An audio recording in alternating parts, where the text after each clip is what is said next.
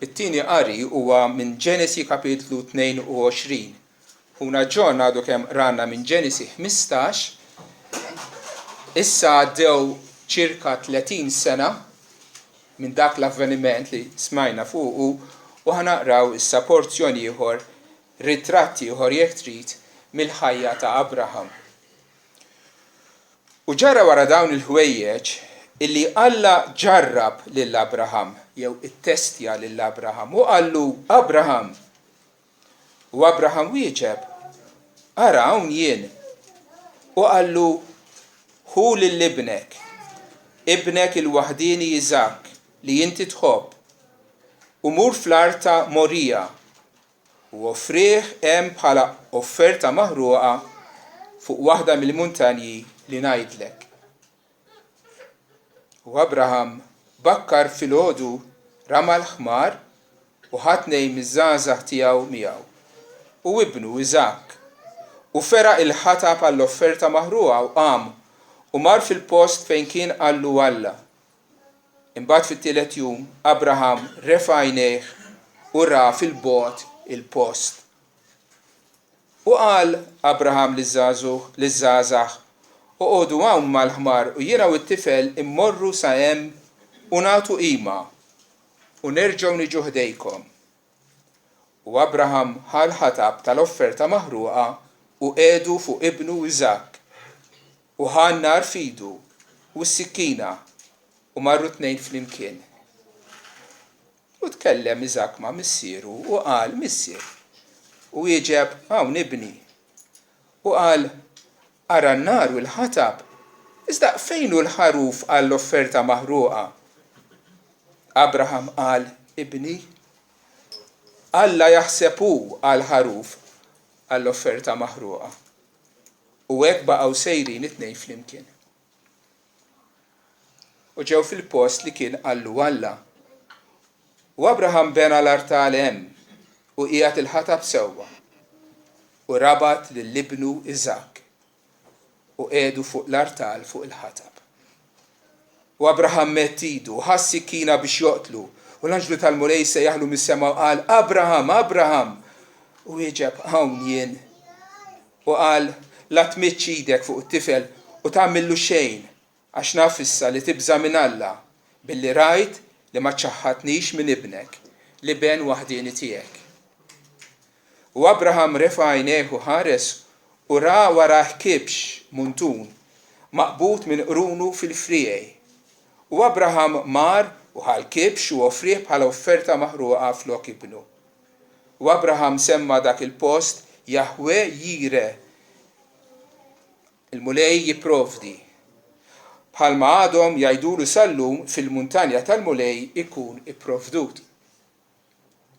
Wattini darba l-anġlu tal-mulej sejjaħ lill-Abraham mis-sema u qal ħlift fuq innifsi qal il-mulej tal-li jien tagħmel dil ħaġa ma ċaħħatnix minn ibnek il-waħdini li mbirkek u nkattar qatih lin nislek bħal kwiekeb fis-sema u bħal ramel li hemm f'xatt il-baħar u nislek kollu fidejh bwieb la dewwa tiegħu u jitbirku f'nislek il-ġnus kollha tal-art għax int smajt leħni.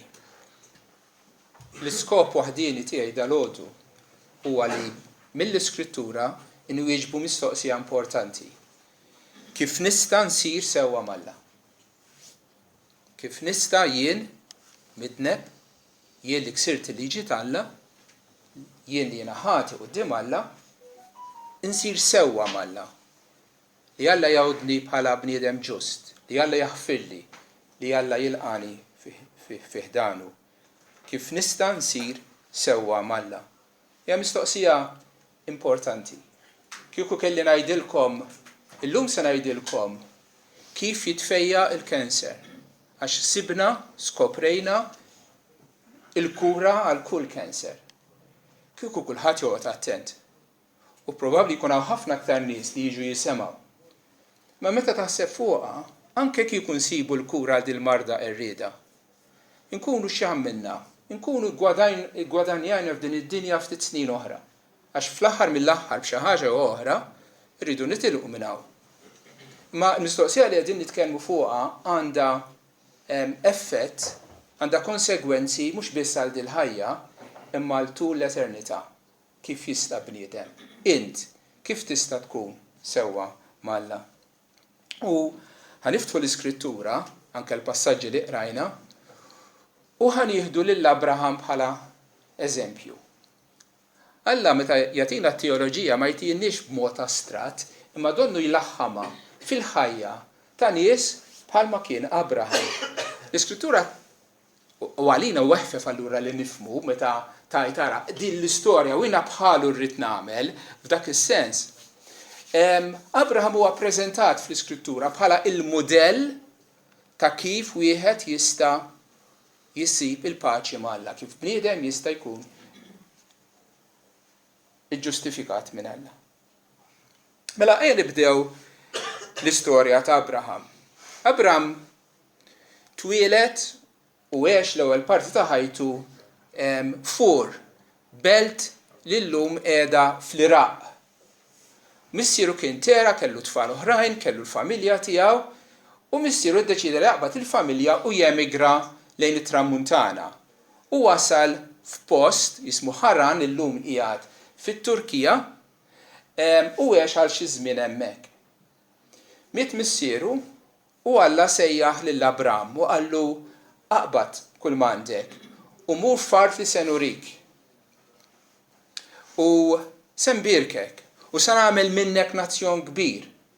U permezz tiegħek jiena ħanbirek il-ġnus kollha tal-art. U Abram obda u tela u mar fl-art tal-Kanan.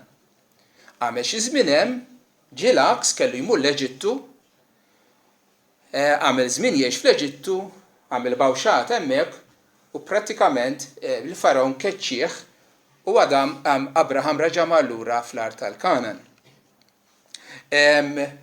Kien hemm in-neputi tiegħu Lot miegħu u waslu f'deċiżjoni li jinfirdu minn xulxin għaliex tant kellhom merħliet kbar illi ma kienx hemm biżżejjed tera u art għalihom u Lot mar naħa u Abraham mar naħa oħra.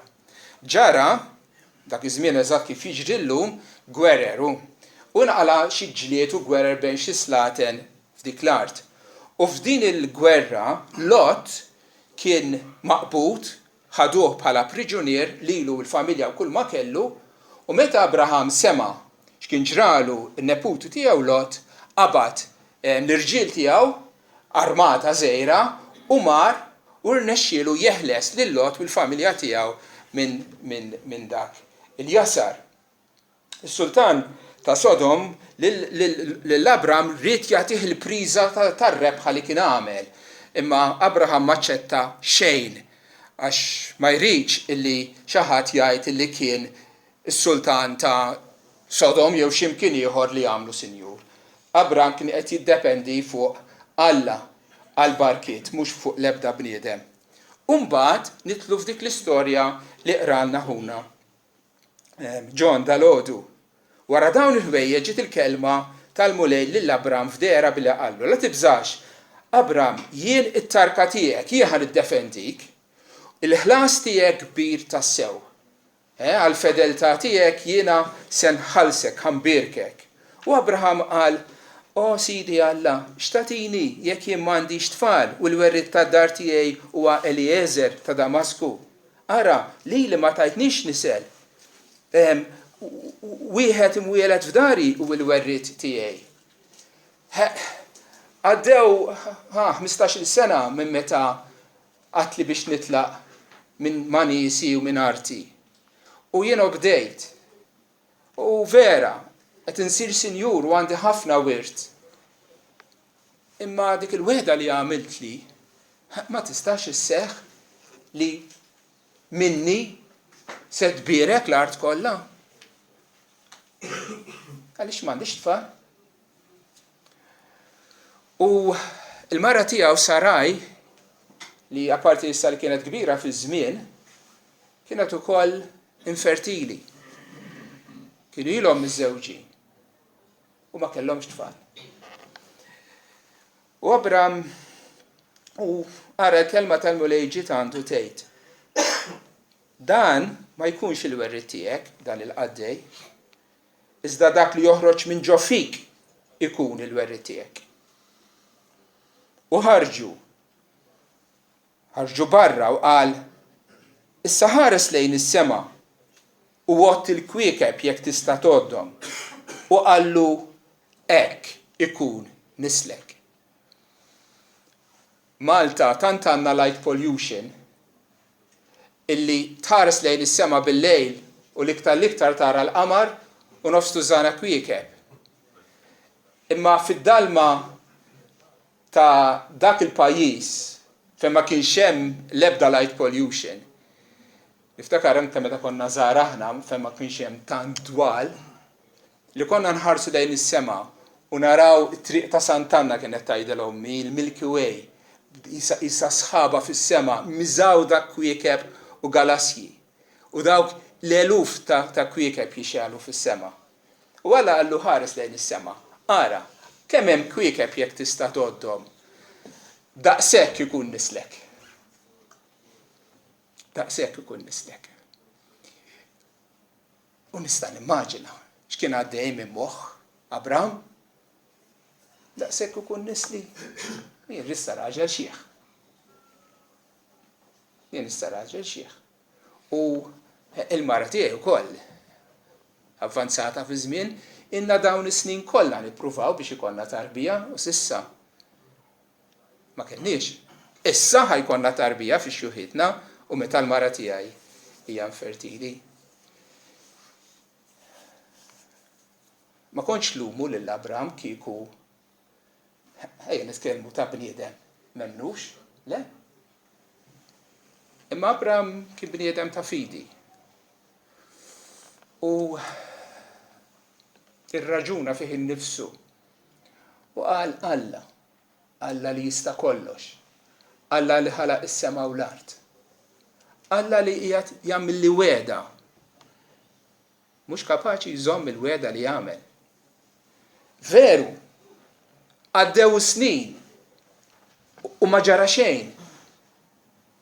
Imma Alla huwa Alla fidil. Jekk jagħti kelma, Alla kapaċi wkoll, jgħidilna l-awtur lil Lut, kapaċi wkoll, u jgħid l-istess ħaġa Pawlu, kapaċi wkoll iwettaqa. U jiżen ħaġa u jiżen oħra, iħares lejha bħala bniedem impossibbli, iħares lejha bl-għajnejn tal-fidi, mulej jiena nemmen dak li qed tgħid. Jiena il-weda tiegħek nemmina, iva hekk ħajsir. Mbagħad l-Iskrittura tagħmel dik l-istqarrija tremenda u Abraham emmen fil-mulej. Emmen fil-mulej xi ġifieri. Il-weda li kien tah emmina li se sseħħ. Aċċetta għaliva ammen hekk ħajkun. U l-mulej għoddulu it-twemmin tiegħu għoddulu b'ġustizzja jew ħaq. Xi ġifieri? Għax din hija kelma li forsi ma tantx nużawha. Imma t-tifsira tagħha hija sempliċi. Illi Alla qabad il-kont tad-dejn tad-dnubiet ta' Abraham. Għax Abraham bħal kull wieħed u waħda minna bin Adam huwa midneb. U ra din il-lista sħiħa tad-dnubiet u l-ħażel li kien għamel matul ħajtu. U Alla qabad pinna u ingassa u ħassar id-dejn kollu tiegħu li qatt kien għamel kontra l-mulej. U mhux biss, min naħa negattiva ħassar id-dejn, min naħa pożittiva Alla qal jiena noddok bħala bniedem ġust, bħala bniedem rett, bħala bniedem tajjeb. U Abraham emmen mbagħad fil-mulej u l-mulej għoddulu b'ġustizzja. U hemmhekk Abraham sar sewwa ma' Alla. Abraham sar sewwa ma' Alla. X'inhi l-interpretazzjoni ta' dal-passaġġ? Il-Testament il-ġdid jirreferi għal din is-sentenza diversi drabi. L-Apostlu Pawlu jsemmija ħafna drabi u jsemmija wkoll ġagbu fl-ittra tiegħu. U li se nagħmlu ħanaraw kif it-Testament il-ġdid jinterpreta din is-sentenza. Is-sentenza u Abraham emmen imbagħad fil-mulej għadulu b'ġustizzja. U naqra l-ewwel mill-ktieb tar-Rumani kapitlu 4 l-ewwel 5 versi. X'se ngħidu mela li sab Abraham il-proġenitur jew missierna skont il-ġisem? Se ngħidu dwar Abraham. Għax jekk Abraham kien iġġustifikat bl-opri, kellu f'xiex jiftaħar. Iżda mhux quddiem Alla. X'qed jgħid? Ejja ngħidu li Abraham ġie sewwa Alla għax għamel xi opri għax ħadem, għax stinka, għax għamel xi ħaġa illi minħabba fija Alla qallu tal-li għamilt hekk u hekk, tal-li ħdimt, tal-li obdejt, jien ser niġġustifikak, jien ħanoddok bħala ġust. U kien ikollu biex jiftaħar. Le, immaġina li inti tkun għext ħajja daqshekk perfetta u tkun ħdimt ċar illi meta tidher quddiem l-għajnejn nar ta' Alla li jippenetraw saħansitra sal-qiegħ u sal-intenzjoni ta' qalbek, Alla jkollu jgħid fuqek, impressjonajtni, int ġust qudiemi u ma nsib l-ebda difett fik.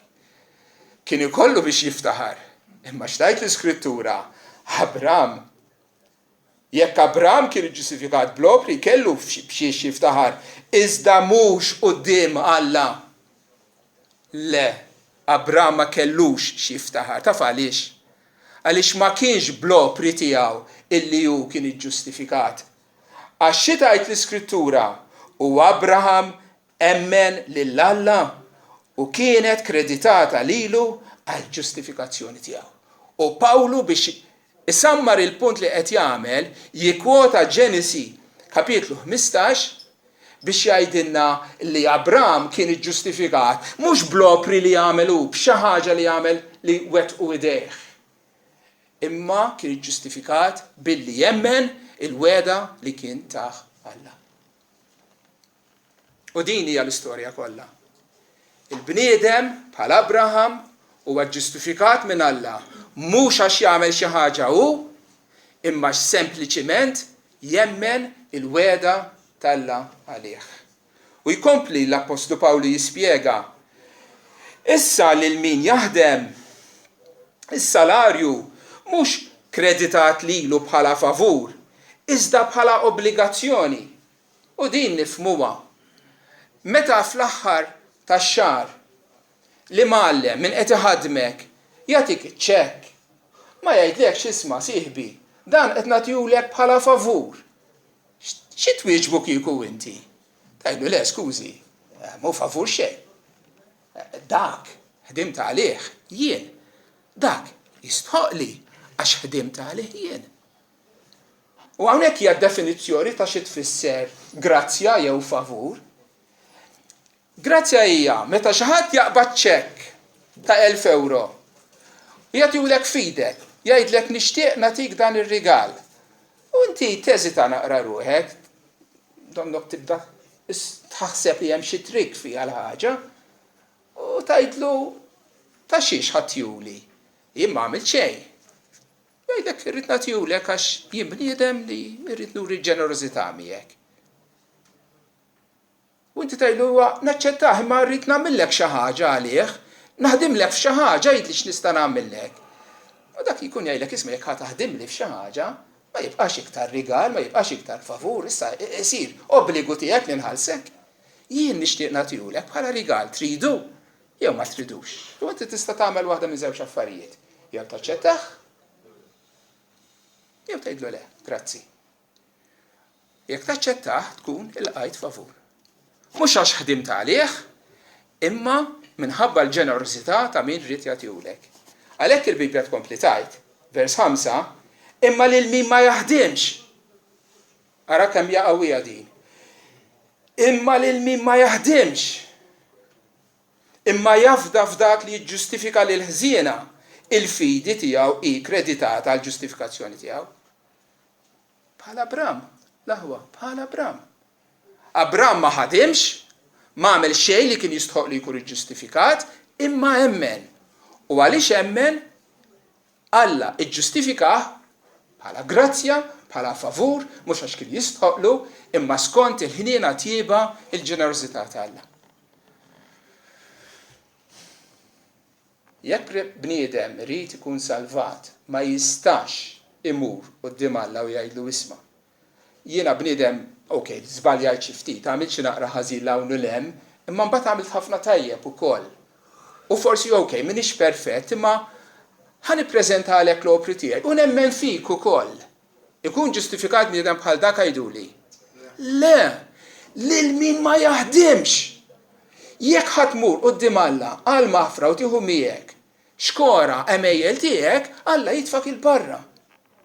Lil min ma jaħdimx li inti ħatmur u tilqa' minn għandu għotja b'xejn, favur b'xejn, grazzja, rigal b'xejn. Dik hija l-ġustifikazzjoni, hekk huwa l-mod kif bniedem jista' jkun iġġustifikat u magħdud ġust minn Alla. Tajt li ma forsi dak li ġara lill-Abram kien każ partikolari li ma joċċu kollha għalina. Forsi lill-Alla ġustifika hekk u lilna jġustifikana mod differenti. Galatin kapitlu 3 jagħtina r-risposta. Bħalma Abraham emmen l-Alla u kienet kreditata lilu għal ġustifikazzjoni tiegħu, mela kunu ċerti illi dawk tal-fidi dawn huma wlied Abraham. U l-Iskrittura billi ipprevediet illi Alla kellu jiġġustifika l-ġentili bil-fidi, xandret l-Evanġelju minn qabel lill-Abraham. Fik se jitbirku il-ġnus kollha. Għalhekk dawk tal-fidi huma mberkin ma' Abraham li jemmen. X'qed jgħid? Abraham emmen ikun iġġustifikat u jekk inti tagħmel bħalu temmen, inti meqjus bħala wieħed minn ulied Abraham. U bħalma Abraham kien iġġustifikat bil-fidi, intu wkoll tkun iġġustifikat bil-fidi, tkun imbierek minn Alla. Hemm mistoqsija oħra rridu nagħmlu. Kif nafu illi il-fidi ta' Abraham kienet fidi vera, fidi ġenwina, li tassew kien qiegħed jafda lil Alla u kien żgur f'qalbu illi Alla kien se jwettaq dak li wedu. Għaliex il-fidi fejn qiegħda? Il-fidi tidher bl-għajnejn? Le, il-fidi qiegħda moħbija f'fond fil-qalb tal-individwu. Ma kif nafu illi Abraham kien jemmen tassew f'Alla? U r-risposta l-Iskrittura tagħtina meta 30 sena ċirka, 30 sena wara, Alla sejjaħ lill-Abraham u qallu hekk. Ġara wara dawk il-ħwejjeġ illi Alla ġarrab lill-Abraham. Kelma ġarrab fil-kliem aktar modern huwa eżamina, għamillu test ġifieri, għamillu test. U qallu Abraham. U Abraham wieġeb, ara hawn jien. U qallu xi ħaġa li ma titwemminx. Hu lil ibnek il-waħdini Iżak li inti tħobb u mur fl-art ta' Morija u offri hemm bħala offerta maħruqa fuq waħda mill-muntanji li se ngħidlek. Tista' timmaġina dan povru missier issa anzjan għandu l-fuq minn 100 sena. 110-115 sena qisu. L-għożza ta' ħajtu kien Iżak. Għaliex? L-ewwel kien ilu jistennih omru kollu. U tieni, Iżak kien qed jirrappreżenta il-wedi kollha li kien għamillu. Għaliex fih permezz tiegħu il-weda ta' Alla li jagħmlu nazzjon kbir u li permezz tiegħu ibierek il-ġnus kollha permezz ta' Iżak kellhom iseħħu il-wedi tal-Alla. U tistgħu timmaġinaw dakinhar fl-għaxija Abraham. Mela l-ewwel Alla jgħidli li ħajberikni, ħajtini tifel, dam ħafna snin biex tawli, u issa jridu lura.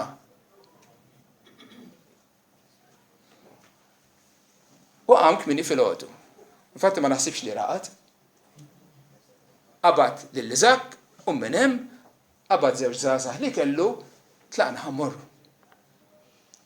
U miexi bil-mod. Ġurnata, it-tieni ġurnata u t-tielet ġurnata. Min jaf x'għadha minn moħħu.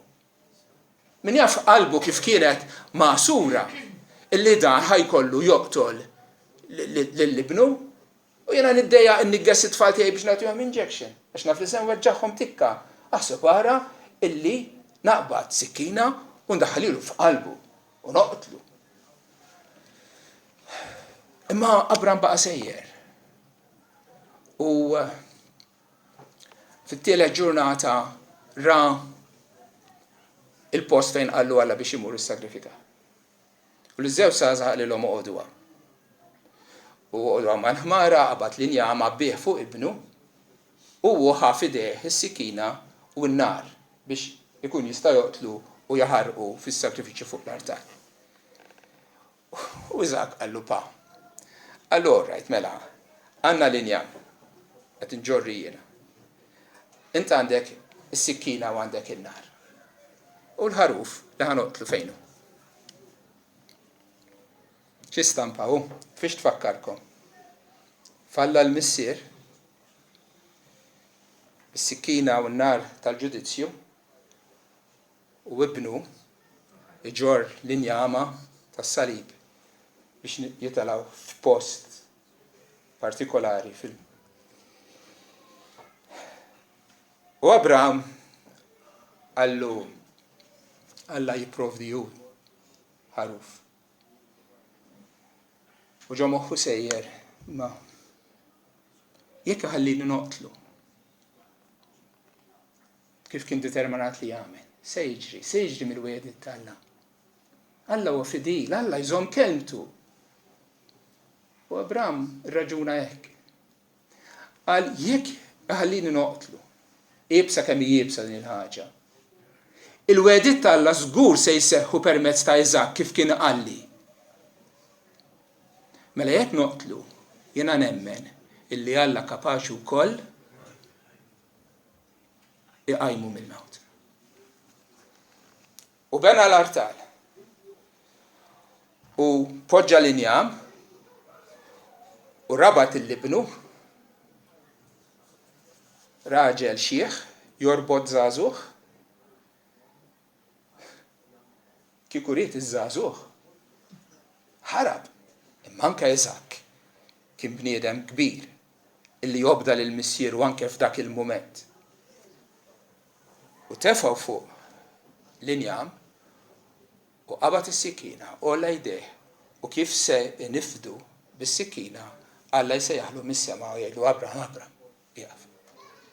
Issa naf dikom il-klim preċiż.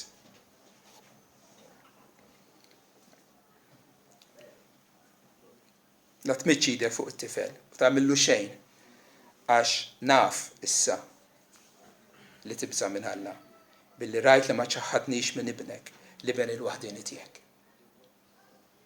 It-test għadda. Kif ngħidu bl-Ingliż with flying colors. Rid nittestjak jekk inti verament temminx fiha u tħobbnix. U iva issa naf, għaddejt. Ġibt full marks, 100 out of 100. U Abraham ħares u kien hemm dan il-muntun. Il-muntun huwa il-maskil tan-naġa tajjeb, adult.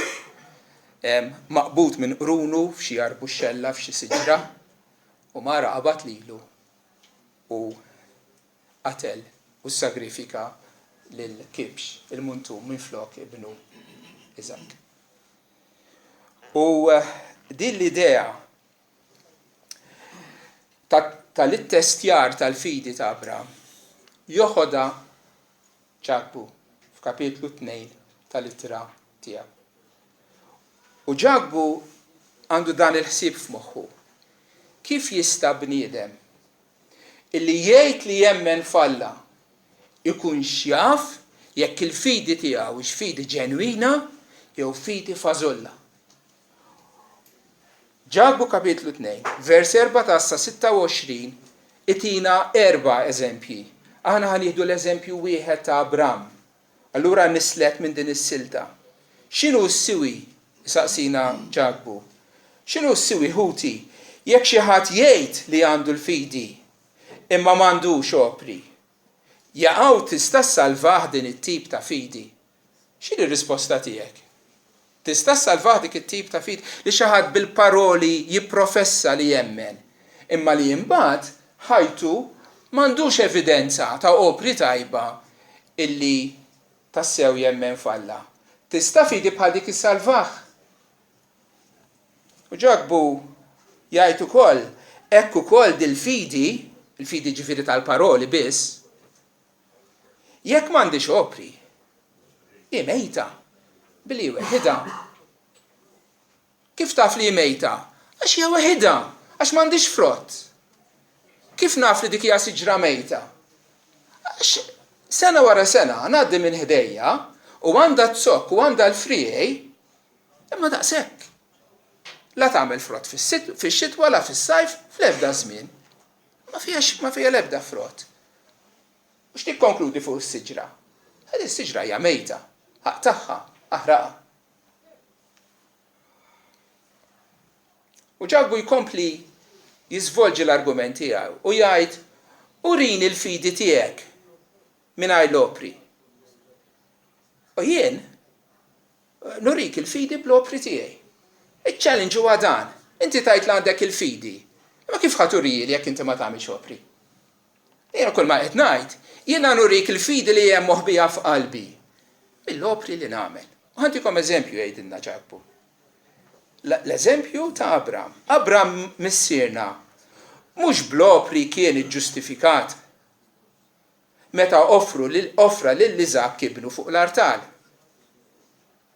Tara li il-fidi ħadmet mal-opri u l-fidi kienet magħmula kompluta bl-opri. U twettqet l-iskrittura li tajt, Ġenesi 15, u Abram emmen l-Alla u kienet kreditata lilu bħala ġustifikazzjoni tiegħu. U issejjaħ ħabib Alla. Taraw li l-bniedem u iġġustifikat bl-opri u mhux bil-fidi biss. U dan huwa l-konklużjoni li għamel Ġabu. U li jeħtieġ nifhmuha sew. F'ċertu sens Abram kien iġġustifikat bl-opri li għamel. Tajd inti m'għadekx kemm għadt li Abram Pawlu qalilna li ma kienx iġġustifikat bl-opri ma bil-fidi iva. Naf. Żomma dik hija verità. Imma huwa veru wkoll illi dik il-fidi ġiet murija fiċ-ċert meta Abraham qabad il-libnu u ħadu biex jissagrifika fuq l-artal, kif kien qallu Alla. U f'dan is-sens Abram kien iġġustifikat bl-opri u bil-fidi. Għaliex? Għaliex l-opri juru li l-fidi tiegħu kienet fidi ħajja, fidi ġenwina. Meta Abram qabad il-libnu Iżak u mar fil-post fejn qallu Alla biex jissagrifikah. Għajdu li jintom. Qabel ma għamel dik il-biċċa xogħol, kien jew ma kienx iġġustifikat diġà? Kien ilu 30 sena sħaħ meta Alla derlu qallu daqshekk ħares lejn is-sema u Abram emmen u kien kreditat lilu bħala ġust. Kien ilu salvat dan il-bniedem 30 sena u meta ħal l-Iżak tela quddiem Alla bħala bniedem salvat, bħala bniedem iġġustifikat minn Alla fis-sens li Alla kien jgħoddu bħala ġust. Imma li ma kienx għadu ċar dak il-ħin kien jekk il-fidi tiegħu kien fidi ġenwina. U dakinhar meta niżel fuq il-muntanja, Abram kien iġġustifikat doppjament, ġustifikat minn Alla bil-fidi li kellu minn 30 sena qabel u ġustifikat issa fis-sens li intwera illi Abram kien bniedem ta' stoffa, bniedem ta' fidi vera f'Alla. Jekk xi ħadd isaqsikom intom temnu li aħna ġustifikati bl-opri u bil-fidi, rispondu iva. Għax l-Iskrittura hekk tajt, għax l-opri juru li l-fidi tagħna hija fidi ġenwina. Imma ma nemnux illi l-opri li nagħmlu huma l-mertu li bihom aħna nkunu ġustifikati. Issa ngħidu ta' minnu l-mertu għal ġustifikazzjoni tagħna. Naħsbu ftit fuq test, għax l-iskrittura tgħidlu li Alla ġarbu.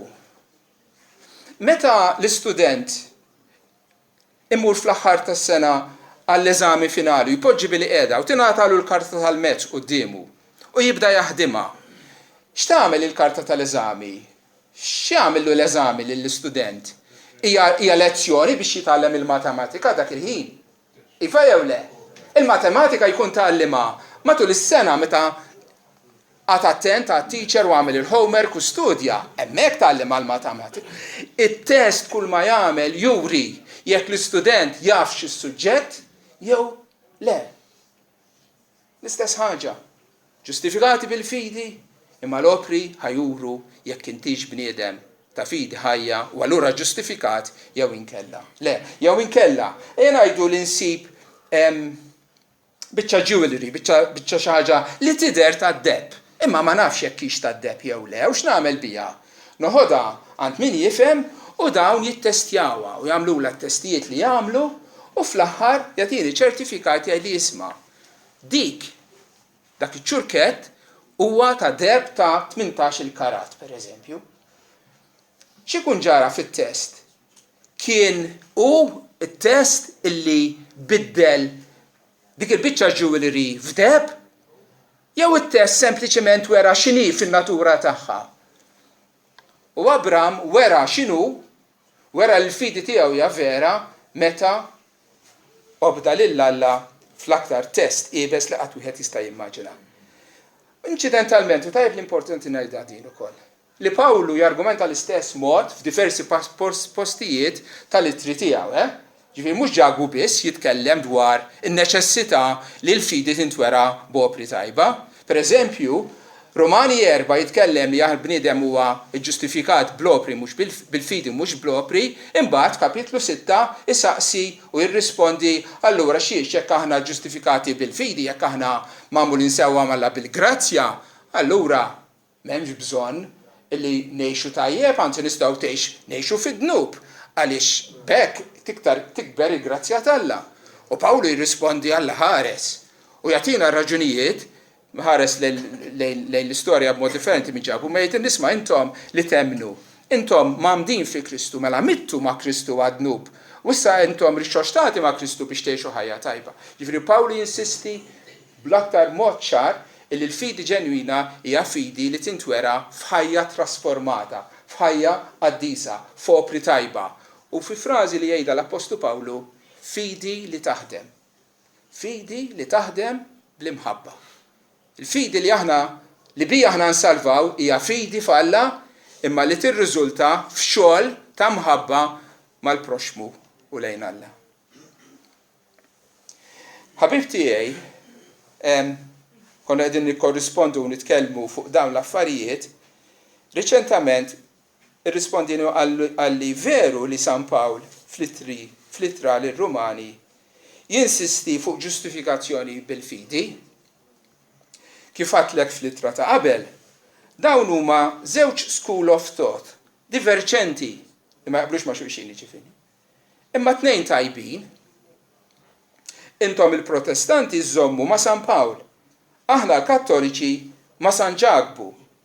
Allura b'daqshekk x'fija. Bniedem intelligenti u devot, incidentalment intelligenti ħafna aktar minni. Imma b'daqshekk x'fija. Ħanejlek x'fija. Loġikament ma tagħmel sens. Għax jekk huma diverġenti jekk Pawlu ġabu qegħdin jikkontradixxu lil xulxin. Allura, xaħat minnhom għandhom żball. Mhux it-tnejn tajbin? Xaħat minnhom għandhom żball. Maħna ma rridux nażlu bejn wieħed u ieħor. Aħna xiex nilqawhom it-tnejn li huma. Għax Pawlu u Ġagbu it-tnejn kitbu bl-ispirazzjoni ta' Alla.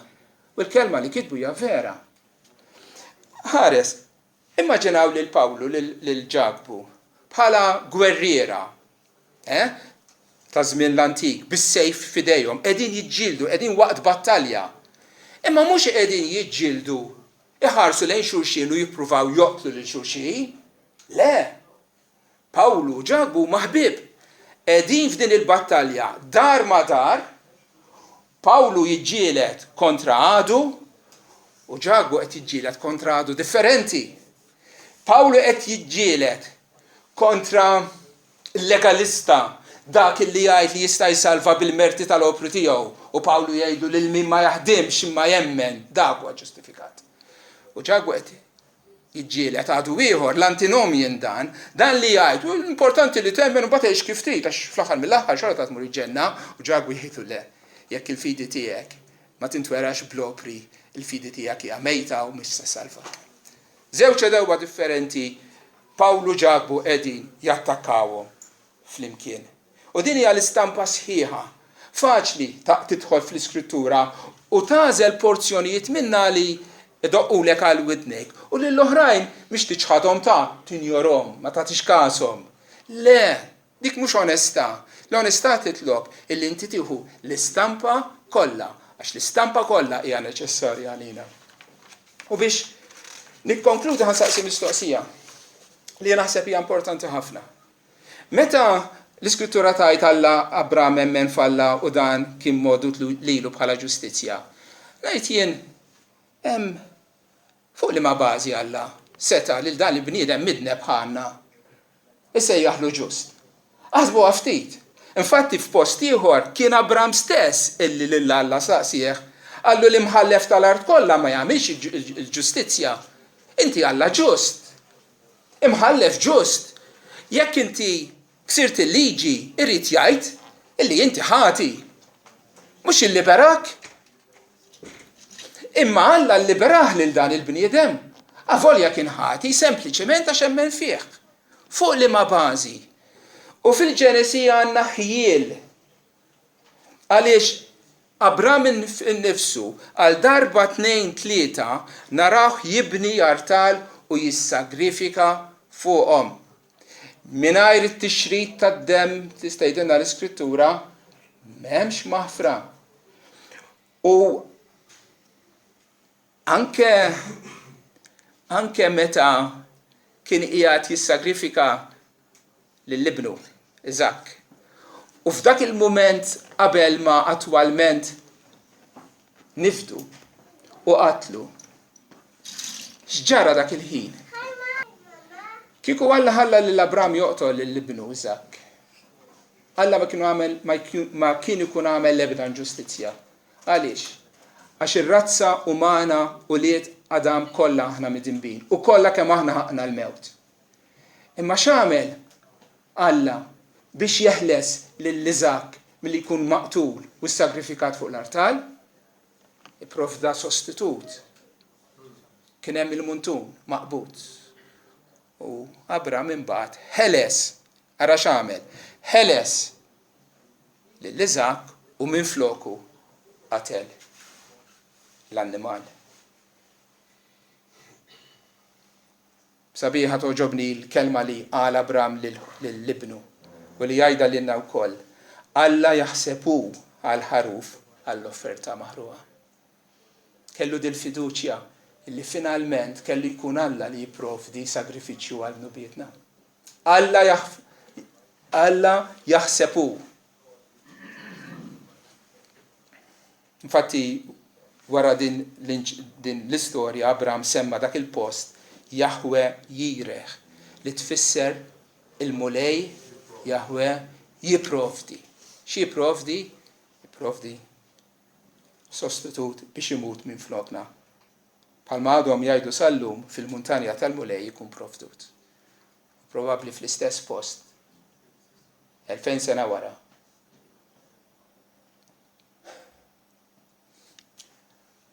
Lil Abraham ħafrilu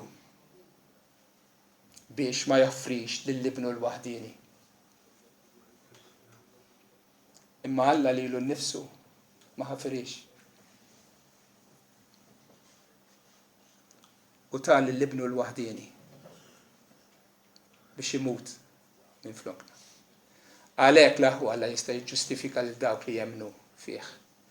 Għaliex id-nubiet tagħna jistgħu jkunu kkanċellati mhux b'kapriċċ imma għaliex xi ħadd ieħor il-ħaruf talla Ġesu Kristu pattaw fuq is-salib bitpattija għal dnubietna. Abram tgħidilna f'Ittra Rumani kapitlu 4 kien perswas kompletament li dak li wieħed kien kapaċi wkoll jagħmlu. Għalhekk hemmen fih.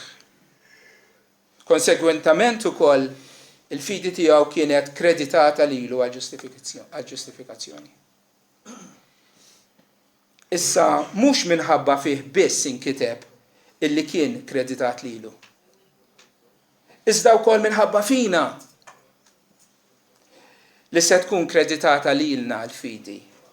Lil dawk li jemnu f'dak li qajjem il-Ġesu Kristu siedna mill-mewt u li kien merħi biex jingħata il-mewt għall-offiżi għad-dnubiet tagħna u rixxuxtat għall-ġustifikazzjoni tagħna. Din hija l-bażi għalfejn Alla jaħfer, għalfejn Alla kapaċi lil min jemmen il-weda tiegħu jgħidu jiena noqgħod bħala ġust, dnubietek huma kollha maħfura. Fil-każ ta' Abraham, Alla taħweda partikolari li ħajamel minnu nazzjon u li minn nislu ħajoħloq nazzjon kbir u hemmen fil-fedeltà Alla mingħajr ma kien jaf wisq il-kif u l-xfatta.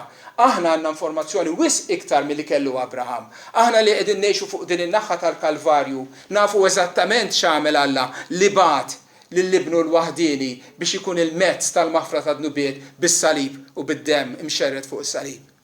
Għalhekk jgħid illi lilna li nemmnu bħalma Abraham emmen il-weda Alla, il-weda Alla għalina llum mhux li ħajamel minni xi nisel kbir, il-weda Alla hija din li jekk jiena nemmen fl-isem tal-Mulej Ġesu Kristu jien inkun salvat. Tajli kif nista' nkun ċert għaliex Alla dak li jwiegħed iwettqu. U għaliex hemm salib li huwa vojt illum. M'hemm ħadd imdendel miegħu għax min iddendel xerred demmu darba għal dejjem għal maħfra ta' dnubiet. U hemm qabar f'Ġerusalem li huwa vojt ukoll għaliex Kristu rebaħ fuq il-mewt. Kristu qam rebbieħ u daqskemm hu ħaj Kristu daqshekk ieħor huma ġustifikati dawk kollha li jemmnu fih. Nixtieq nagħlaq billi ngħid kelma lil tlieta minnkom. L-ewwel wieħed lilek illi qed tipprova tgħix kemm jista' jkun tajjeb u tiġi l-Knisja jew tipprova tobdi l-kmandamenti bl-intenzjoni illi inti tikseb is-salvazzjoni. Tipprova tgħix tajjeb, forsi titlob ftit, forsi taqra l-Iskrittura, tevita li tagħmel dnubiet kbar, forsi wkoll tagħti xi karità u tagħmel affarijiet tajba. L-intenzjoni tiegħek hi li tkun milquh minn Alla, li tkun sewwa m'Alla. Jekk int dak il-bniedem ftakar f'Abram. Abram ma għamel xejn u għaliex hemmen il-weda Alla. Alla udlu l-fidi tiegħu bħala ġustizzja. Salvaħ. Lil min ma jeħdimx tajt l-Iskrittura imma jemmen f'Alla. Lil dak biss ikun iġġustifikat minnu. Wasad f'dak il-punt f'ħajtek li inti tista' tgħid le, jiena ħammur, neħħejt minn idejja l-opri kollha tiegħi. Tfajthom lem. U bidi vojta, bidejja vojta, immur u nħaddan is-salib ta' Kristu bil-fidi. Imbagħad kun tista' tgħid jien bħal Abraham ġustifikat minn Alla għaliex Alla dak li wieħed jagħtih. U dan nafu għax Kristu miet u Kristu reġa'. Però rrid ngħid kelma wkoll lilek illi tgħid li temmen u temmen iva il-veritajiet tal-kredu, temmen f'Alla wieħed u f'Kristu u li ġie u li miet u li qam. U l-veritajiet tal-fidi Kristjana tilqaħħom, temminhom. Iva hemmhekk qegħdin intellettwalment naf li huma vera. anke forsi għax trabbejt u għalmuk dawn l-affarijiet minn meta kont żgħir. U qatt ma ċħadthom. Iva nemmen. Imma ħajtek hija nixfa mill-opri tajba. U għadek tinnamra madnub. U għadek tieħu gost bih. U ma trix titilqu minn idejk. Il-kelma li ngħid lilek hija din. Ġabbu jgħidlek li l-fidi mingħajr opri hija fidi mejta. Il-fidi tiegħek hija fidi bħal tax-xjaten. Għax ix-xitan ukoll jemmen li hemm Alla wieħed. U b'daqshekk mhux salvat. Jekk il-fidi li inti tipprofessa ma bidlitx ħajtek fli tipproduċi wejjed sbieħ u tajbin u qaddisa u opri ta' mħabba, allura kun naf li għadek ma wasalx. Il-fidi vera hija fidi li tipproduċi opri tajba. Kun isek raġel li qiegħed fuq is-sisien tad-dingli u għandek sieq waħda ġewwa u sieq l-oħra imdendla fl-arja u taħtek hemm in-nar tal-infern. Ejja lejn is-sigurtà. Afda fi Kristu u ħalli Kristu mhux biss jaħfillek imma jibdlek qalbek u jibdillek l-emejjel tiegħek u jibda jipproduċi fik opri tajba. U l-aħħar ħaġa li ngħid huwa lilek li inti Kristjan li temmen fi Kristu, li m'għandek l-ebda fiduċja ħlief fi Kristu, li iva l-Ispirtu Santu qiegħed jibdlek inti stess tammetti li ma wasalx u fadal ħafna affarijiet isiru u li għadek ma sirx perfett, dak tammettih, imma il-bidla hemm qiegħda. Jekk inti bniedem bħal dan, ħanfakrek ħaġa waħda biss. Jiġu mument f'ħajtek, jista' jkun ma jkunx mument, imma jaf ikun żmien sħiħ illi Alla ħajġarbek, Alla ħajittestjak. Mhux għax jobodok, imma xi ħobbok biex juri lilek l-Knisja u n-nies ta' madwarek li l-fidi tiegħek hija ġenwina. Fit-test taqtax qalbek, kompli jafda f'Alla, kompli kun ubbidjenti u finalment Alla jagħtik dak li tixtieq, is-salvazzjoni ta' dejjem. Amen.